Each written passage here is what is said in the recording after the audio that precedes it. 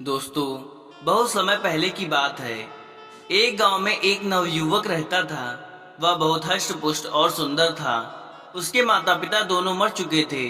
बस एक बड़ा भाई था। युवक के पास माता पिता की दी हुई थोड़ी सी जमीन थी। उसी पर वह अपने भाई के साथ खेती करता था। युवक और उसका बड़ा भाई दोनों बहुत मेहनत करते थे।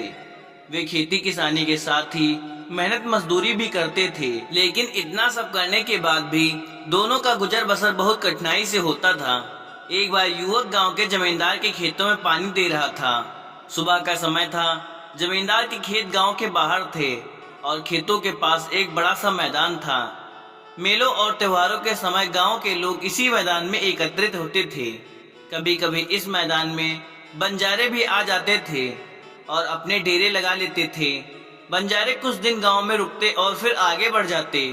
जमींदार के खेतों में एक बड़ा कुआं था। युवक कुएं से पानी खींचता और पास की नाली में डाल देता। नाली खेतों के बीच से होकर गुजरती थी, अतः पानी खेतों में पहुंच जाता था। युवक पूरे तन मन से काम कर रहा था।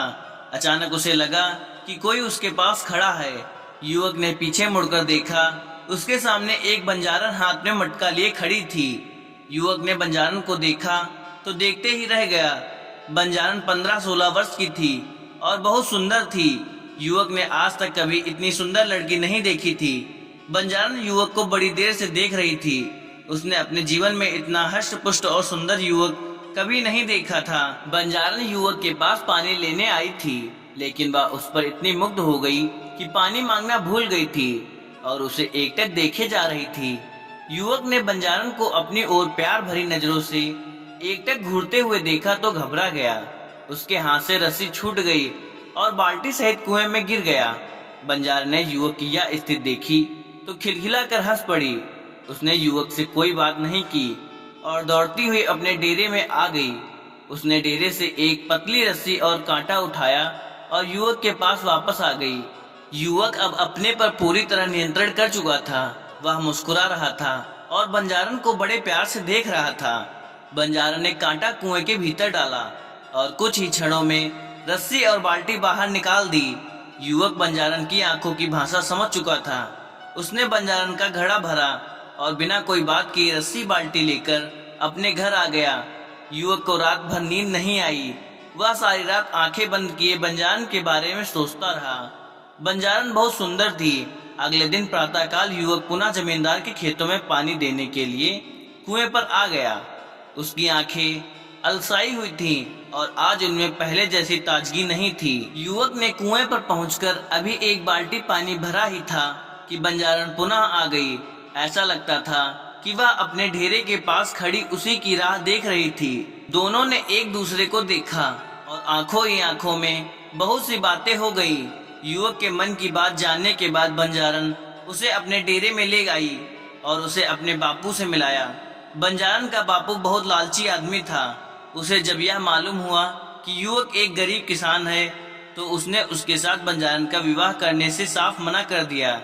लेकिन बंजारन की मां के बहुत समझाने पर वह इस शर्त पर अपनी बेटी का विवाह करने के लिए तैयार हुआ कि ग्रामीण युवक उसे 500 चांदी के सिक्के लाकर देगा।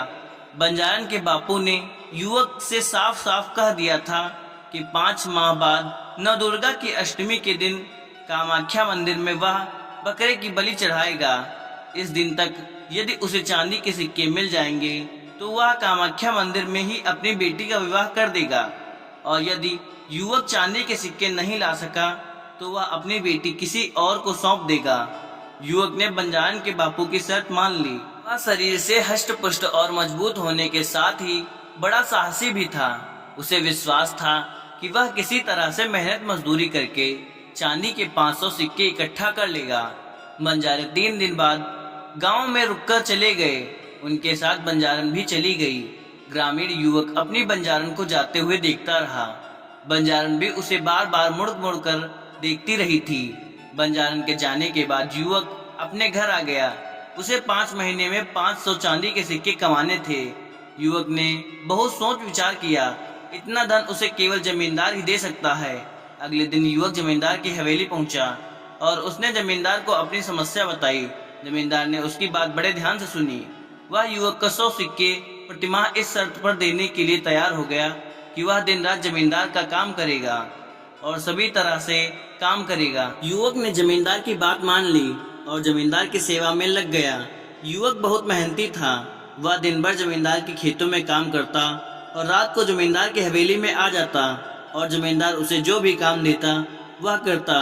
दिन रात मेहनत करने के बाद युवक बीमार भी पड़ा, किंतु उसने बीमारी में भी जमींदार के सभी कार्य किए। धीरे धीरे 1 महीना हो गया। युवक अपने चांदी के 100 सिक्के लेने जमींदार के पास पहुंचा, लेकिन जमींदार ने चांदी के सिक्के देने से इनकार कर दिया।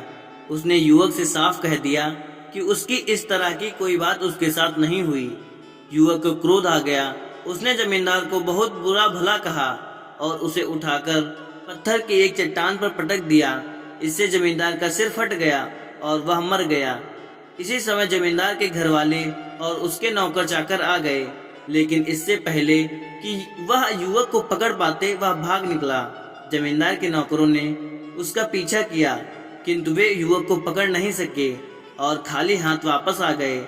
युवक भागता रहा और भागते भागते बंगाल आ पहुंचा। यह एक नया स्थान था। युवक को लगा कि वह यहाँ सरलता से चांदी के 500 सिक्के कमा लेगा और अपनी बंजारन को ले आएगा और यहीं बस जाएगा। उसके लिए अब गांव वापस लौटना खतरे से खाली नहीं था। युवक को काम की खोज करते करते 3 दिन हो गए, लेकिन उसे कहीं कोई काम नहीं मिला। इसी बीच उसने कुछ भी खाया पिया नहीं था, अतः भूख से उसकी हालत खराब हो रही थी। चौथे दिन प्रातः युवक एक बगीचे में बैठा हुआ कुछ सोच रहा था। उसी समय उसके पास एक सुंदर युवती आकर खड़ी हो गई और उसे देखकर मुस्कुराने लगी। युवक को लगा कि वह स्त्री उसकी कुछ सहायता करना चाहती है। उसने उसे अपने पास बैठाया और सारी बातें बता दी। सुंदर स्त्री ने युवक की बातें बड़े ध्यान से सुनी। उसने उसे सभी प्रकार से सहायता करने का विश्वास दिलाया और अपने महल में ले आई। सुंदर स्त्री का महल बड़ा आलीशान था। सुंदर स्त्री ने युवक को भोजन कराया और आराम करने के लिए एक शानदार बिस्तर दिया। युवक बहुत थका था, अतः भोजन करने के बाद उसे नींद आ गई। युवक कब तक सोता रहा इसका उसे पता ही नहीं चला, लेकिन जब उसकी आंखें खुली तो आधी रात हो चुकी थी। चंद्रमा का हल्का प्रकाश एक खिड़की से कमरे के भीतर आ रहा था। युवक उठकर खड़ा हो गया। उसने इधर उधर देखा। सुंदर स्त्री का पता नहीं था। युवक को बड़ा आश्चर्य हुआ। अचानक युवक के कानों से सुंदर स्त्री के गाने की आवाज टकराई। इस आवाज में गजब का आकर्षण था। युवक को ऐसा लगा कि गीत गाकर वह उसे बुला रही है। युवक अपने पर नियंत्रण नहीं रख सका और आवाज की ओर बढ़ा। कुछ कदम चलने के बाद युवक ने देखा कि भरपूर श्रृंगार की सुंदर स्त्री आईने के सामने खड़ी अपना रूप निहार रही है। सुंदर स्त्री ने आईने में युवक को देख लिया। वह उसकी ओर मुस्कुराते हुए बढ़ी और उसी समय सुंदर युवती ने उससे कहा कि यदि वह उसका साथ दे तो वह उसे अगले दिन ही चांदी के 500 सिक्के देगी। युवक के हृदय में बंजारन बसी थी, लेकिन अपनी बंजारन को पाने के लिए उसने सुंदर युवती की बात मान ली। अगले दिन फिर यही हुआ। एक रात उसने सुंदर स्त्री का साथ देने से मना कर दिया। सुंदर युवती ने उसे बहुत समझाया। उसके समझाने का जब युवक पर कोई प्रभाव नहीं पड़ा तो उसने तरह तरह की धमकियां दी। जब धमकियों का भी युवक पर असर नहीं हुआ तो वह क्रोध में आ गई और उसने रौद्र रूप धारण कर लिया। वास्तव में सुंदर युवती एक जादूगरनी थी। उसे जब लगा कि युवक उसकी बात किसी कीमत पर नहीं मानेगा तो उसने अपनी जादुई शक्तियों से उसे एक फूल बना दिया और अपने बगीचे के तालाब में लगा दिया। इधर बंजारन ने युवक की 5 माह तक प्रतीक्षा की, लेकिन जब युवक नहीं आया तो वह उसकी खोज में निकल पड़ी। एक दिन अचानक बंजारन जादूगरनी के महल में आ पहुंची। प्रातः काल का समय था। जादूगरनी अलसाई सी महल के एक कमरे से बाहर देख रही थी। उसने एक बंजारन को अपने महल के सामने देखा तो उसे शक हुआ कि कहीं यह वही बंजारन तो नहीं है। बंजारन को देखते देखते जादूगरनी के मन में यह विचार आया कि बंजारन को बहला फुसलाकर महल में रोक लिया जाए और उसकी सहायता से युवक के साथ मनमानी की जाए। यह विचार आते ही जादूगरनी महल के द्वार पर आई और बंजारन को महल के भीतर ले गई। उसने बंजारन को युवक की पूरी कहानी बताई। उसने बंजारन को यह भी विश्वास दिलाया कि वह आज की रात ही उसे उसके प्रेमी से मिलवा देगी। लेकिन उसने उसे यह नहीं बताया कि उसने युवक को कमल का फूल बनाकर बगीचे के तालाब में लगा दिया है। बंजारन खुश हो गई। उसे लगा कि सामने खड़ी स्त्री एक देवी है और वह उसकी इच्छा अवश्य पूरी कर देगी। जादूगरनी ने बंजारन से दिन भर अच्छी अच्छी बातें की और उसके प्रेमी युवक की बहुत प्रशंसा की। उसे जब लगा कि बंजारन उसके जाल में पूरी तरह फंस चुकी है, तो उसने बंजारन से कहा कि वह भी उस युवक को बहुत प्यार करती है, अतः दोनों को उसका प्यार बराबर बराबर मिलना चाहिए। बंजारन को जादूगरनी से ऐसी आशा नहीं थी। वह सब कुछ बांट सकती थी, लेकिन अपना प्यार नहीं बांट सकती थी। वह अपना प्यार पाने के लिए ही अपना घर बार छोड़कर आई थी। जादूगरनी ने बंजारन को समझाने का बहुत प्रयास किया, किंतु बंजारन नहीं मानी और भड़क उठी। जादूगरनी को भी क्रोध आ गया। उसने अपने जादू से बंजारन को एक कीड़ा बना दिया। बंजारन को सब समझते देर नहीं लगी, लेकिन अब बहुत देर हो चुकी थी। फिर भी वह खिड़की के रास्ते महल के बाहर आ गई। इसी समय कीड़ा बनी बंजारन के कानों से उसके प्रेमी युवक की आवाज टकराई। यह आवाज उसे अपने पास बुला रही थी। बंजारन ने इधर उधर देखा। यह आवाज महल के तालाब में खिल रहे एक कमल से आ रही थी। बंजारन की समझ में सब आ गया। जादूगरनी ने उसके प्रेमी को कमल बना दिया था। वह तेजी से कमल के पास पहुंची और उसमें समा गई। इसी समय खिला हुआ कमल बंद हो गया। जादूगरनी बहुत क्रोध में थी। वह कीड़ा बनी बंजारन को ढूंढते ढूंढते बगीचे के तालाब तक आ गई, लेकिन उसे वह नहीं मिली। इसी समय कमल मुरझाया और अपने भीतर कीड़ा बनी बंजारन को लिए हुए पानी में समा गया। दोस्तों, अगर वीडियो अच्छी लगी हो तो एक लाइक शेयर जरूर करें। धन्यवाद।